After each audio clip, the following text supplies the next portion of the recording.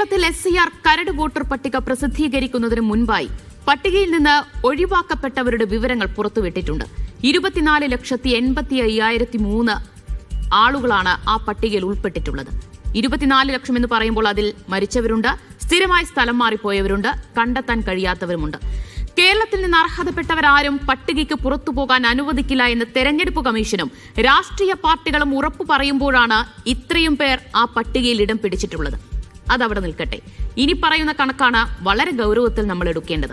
പുറത്താകുന്ന വോട്ടർമാരിൽ 22% ആളുകൾ BJP മുന്നിലെത്തിയ നിയമസഭാ മണ്ഡലങ്ങളിലാണ്. ഒരൽപ്പം കൂടി വിശദമാക്കാം. കഴിഞ്ഞ ലോക്സഭാ തെരഞ്ഞെടുപ്പിൽ BJP ഒന്നാമതും രണ്ടാമതും എത്തിയ നിയമസഭാ മണ്ഡലങ്ങളിലാണ് പുറത്താക്കപ്പെടുന്ന വോട്ടർമാരുടെ എണ്ണം കൂടുതലുള്ളത്. കഴിഞ്ഞില്ല, ഈ പുറത്താക്കപ്പെടുന്നവരിൽ ഏറെയും അജ്ഞാത വോട്ടർമാരാണ് എന്നതുകൂടി ശ്രദ്ധിക്കേണ്ടതുണ്ട്. അതെങ്ങനെ സംഭവിച്ചു? കഴിഞ്ഞ തെരഞ്ഞെടുപ്പിലൊക്കെ വോട്ട് രേഖപ്പെടുത്തിയ ഈ അജ്ഞാതർ പിന്നെ എവിടെ പോയി? രാഹുൽ ഗാന്ധി ഹരിയാനയിലും ബീഹാറിലുമൊക്കെ സംഭവിച്ചെന്ന് പറയുന്ന വോട്ട് ചോറിയിലേക്ക് വിരൽ ചൂണ്ടുന്നതല്ലേ ഈ കണക്കുകൾ? ഇന്ന് ഈ വിഷയം തന്നെയാണ് നമ്മൾ വിശദമായി സ്പെഷ്യൽ എഡിഷനിൽ ചർച്ച ചെയ്യാൻ പോകുന്നത്. കോഴിക്കോട് നിന്ന് മുഹമ്മദ് അസ്ലം കൂടുതൽ വിശദാംശങ്ങൾ നൽകാനായി ചേരും.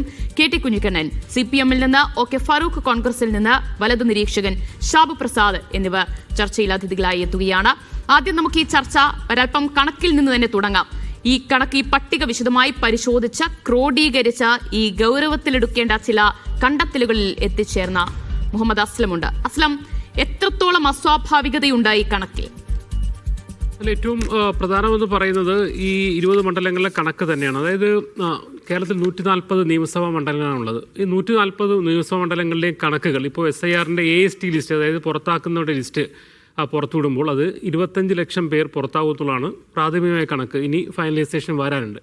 അതിൽ 22.26% എന്ന് പറഞ്ഞാൽ 5.5 ലക്ഷം പേരുടെയും പോകുന്നത് 20 മണ്ഡലങ്ങളിലാണെന്നുള്ളത് തന്നെയാണ് ഏറ്റവും പ്രധാനപ്പെട്ട കണക്ക്. അതായത് വട്ടിയൂർക്കാവ് നേമം തുടങ്ങി ആറ്റിങ്ങൽ വരെയുള്ള 11 മണ്ഡലങ്ങളിലാണ് കഴിഞ്ഞ ലോക്സഭാ തെരഞ്ഞെടുപ്പിൽ BJP മുന്നിലെത്തിയത്. അതായത് തൃശ്ശൂരിലെയും തിരുവനന്തപുരത്തെയും പ്രധാനപ്പെട്ട മണ്ഡലങ്ങൾ.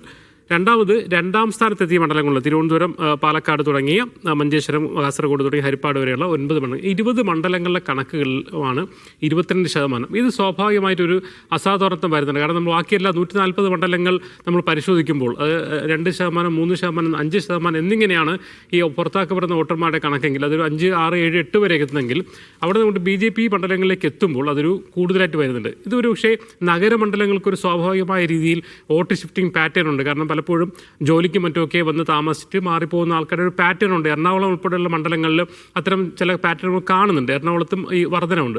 അതേസമയം BJP ലീഡ് ചെയ്യുന്ന മണ്ഡലങ്ങളിൽ മണ്ഡലങ്ങൾ മാത്രമല്ല, തൃശ്ശൂർ നോക്കുകയാണെങ്കിൽ നാട്ടികയിലും അതോടൊപ്പം തന്നെ മണലൂരും ഇരിഞ്ഞാലക്കുടയൊക്കെ തന്നെ ഇത് സംഭവിക്കുന്നുണ്ട്. മാത്രമല്ല പാലക്കാട് വടക്കാന്തര, മൂത്താന്തര ഉൾപ്പെടെയുള്ള ഒരുപക്ഷെ അങ്ങനെ പുറത്തുനിന്ന് ആൾക്കാർ അല്ലെങ്കിൽ എന്ത് ചെയ്യുക, ഒരു നഗര കേന്ദ്രീകൃതമായ സ്ഥലം എന്ന് പറയാത്ത സ്ഥലങ്ങളിൽ വരെ ഈ ഒരു ഇത് നടക്കുന്നുണ്ട്. ഇത് മണ്ഡലങ്ങൾ കേന്ദ്രീകരിച്ചാണെങ്കിൽ നമ്മൾ ബൂത്ത് വൈസ് നമ്മൾ പരിശോധിക്കുമ്പോഴും വളരെ ഗുരുതരം അല്ലെങ്കിൽ ഗൗരവമായ കാര്യങ്ങൾ തന്നെയാണ് വരുന്നത്. നമ്മൾ 1-2 ഉദാഹരണങ്ങൾ പറയുകയാണെങ്കിൽ വടക്കന്തര 64ാമത്തെ ബൂത്തിൽ 470 വോട്ടർമാരാണ് പോയത്. അതിൽ ഭൂരിഭാഗവും അൺട്രേസബിൾ എന്ന അവസ്ഥയിലാണ്.